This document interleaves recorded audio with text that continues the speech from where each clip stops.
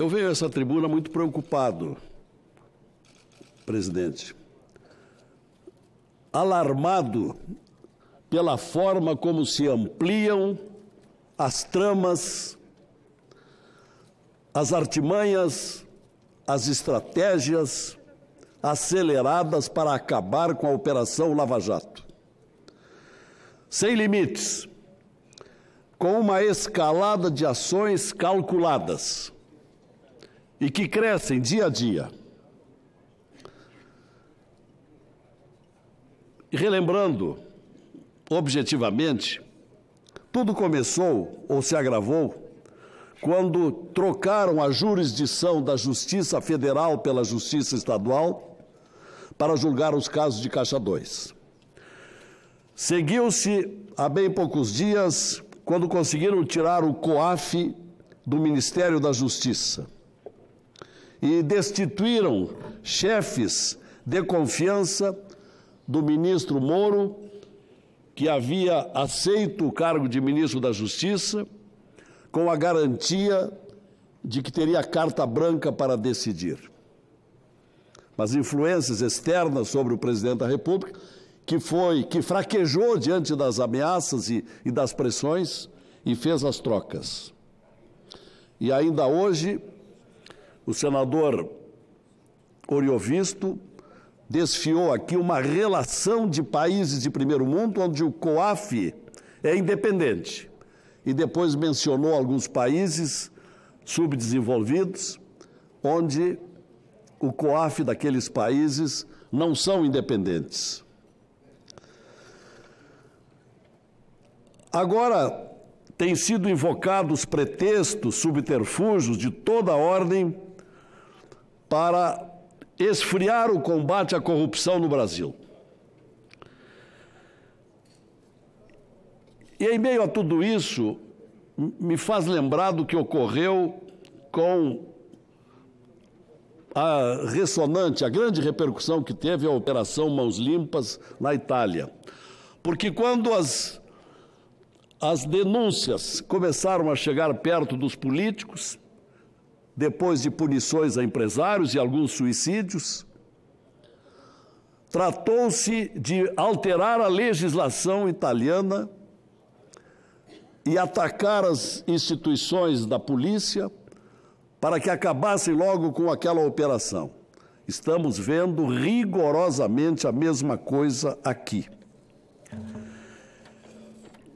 E agora, há poucos instantes, senhores senadores, aconteceu um episódio desconcertante dentro desse contexto de atitudes para esfriar, para acabar com a Operação Lava Jato. Porque um dos grandes artífices, um herói nacional, que vinha e vem ainda presidindo a força-tarefa de combate à corrupção na Lava Jato, estava por ser julgado hoje no Conselho Nacional do Ministério Público, o senhor Deltan Dallagnol. Só que ele recorreu ao Judiciário mostrando que não teve o regular direito de defesa, pois não conseguiu apresentar as suas contrarrazões. O juiz de direito acolheu as suas ponderações e adiou o julgamento que estava previsto para hoje, onde Deltan Dallagnol estava sendo acusado porque teria dado uma entrevista à Rádio CBN admitindo leniência do Supremo Tribunal Federal nos julgamentos de alguns processos da Lava Jato. E aí o presidente do Supremo se julgou ofendido. Mas eu pergunto, mas ele não disse a verdade? Alguém tem dúvida de que há notória leniência do Supremo Tribunal Federal em julgar políticos, por exemplo, agentes políticos? Não julgou ninguém até agora. Enquanto que lá no Paraná, o senhor Sérgio Moro julgou 256, condenou 256 pessoas. Então, o que disse da Deltan Dallagnol, que estava com um processo marcado para hoje, ele disse a verdade. o ministro Gilmar Mendes disse coisa muito pior dos promotores e procuradores do Ministério Público e ninguém deu importância para isso. Mas aí o que fizeram, senadores? Como houve o adiamento do processo movido por Toffoli, que julgou agredido, ofendido o Supremo, imaginem o que fizeram. Pegaram outro processo. E, neste momento, Deltan Dallagnol está sendo julgado no Conselho Nacional do Ministério Público, porque arranjaram às pressas, de forma atropelada, um processo para julgar o Deltan Dallagnol, porque Deltan Dallagnol comanda a Operação Lava Jato e teve o seu mandato prorrogado por mais um ano, há bem poucos dias, pela Procuradora-Geral Raquel Dodge. E o mais curioso, está sendo processado, nesse momento, por uma reclamação disciplinar. Uma coisa menor, mas o negócio é perseguir Deltan Dallagnol, porque querem punir, querem alijar este homem ao qual o Brasil teve uma gratidão muito grande, porque Deltan Dallagnol teve coragem de processar gente poderosa e vem trabalhando ainda nesse sentido com a sua equipe.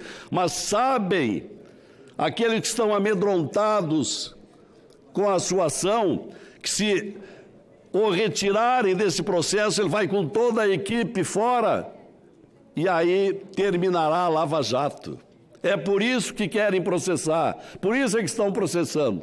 Mas o mais curioso é que está sendo processado, nesse momento, está sendo julgado no Conselho Nacional do Ministério Público, sem revelarem o seu nome de forma sigilosa, constando apenas que é um julgamento de alguém que cometeu infração disciplinar. Escondem o nome de Deltan Dallagnol. E um outro item, e por que defendo aqui Deltan Dallagnol? Porque Deltan Dallagnol tem méritos. Se depois houve manifestações atípicas naquelas mensagens vazadas, é preciso dizer o tempo todo que em nenhuma dessas mensagens houve influência sobre as decisões judiciais condenatórias em várias instâncias. Não foi só Sérgio Moro, todas as instâncias, quase 30 magistrados condenaram aqueles envolvidos. Agora, um outro detalhe, que é preciso que a população brasileira que foi às ruas no último domingo saibam todos o que está acontecendo nessa verdadeira perseguição a Deltan Dallagnol. Quem é o relator desse processo que deveria ser julgado e que foi retirado era o nosso ilustre secretário da mesa do Senado, que deveria estar aqui nesse momento. Ele exerce os dois cargos, o que me parece incompatível, porque não pode dar conta ao mesmo tempo de duas ocupações profissionais. O nosso ilustre secretário-geral da mesa, Luiz Fernando Bandeira de Melo Filho. Ele era o relator do processo retirado, pois não é que o novo processo, que as pressas colocaram lá em julgamento nesse momento, também é o relator. E deveria se dar por impedido, senhores senadores. Deveria se dar por impedido.